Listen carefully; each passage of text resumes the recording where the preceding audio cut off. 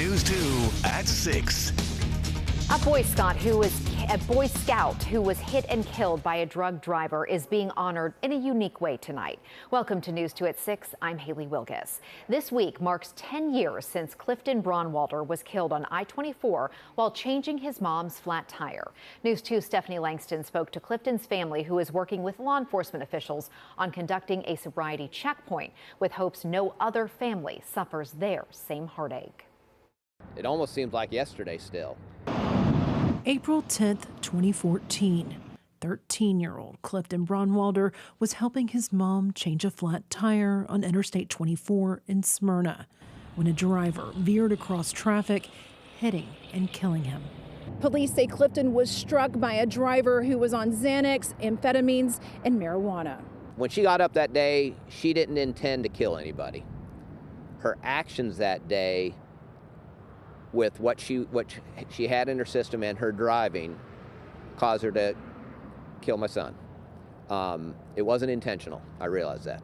Not intentional, but preventable, with Clifton's forgiving family hoping their tragedy will make others think twice.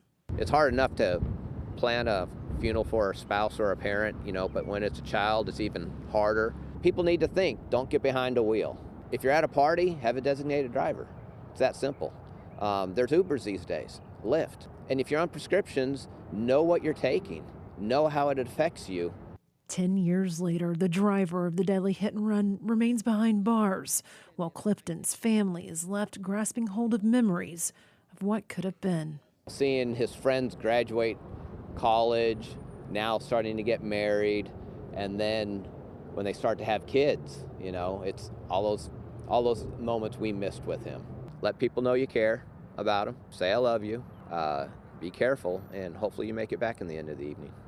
Now, in honor of Clifton, a sobriety checkpoint will be held here tonight on Sam Ridley Parkway from 10 until 12. Reporting from Smyrna, Stephanie Langston, News 2.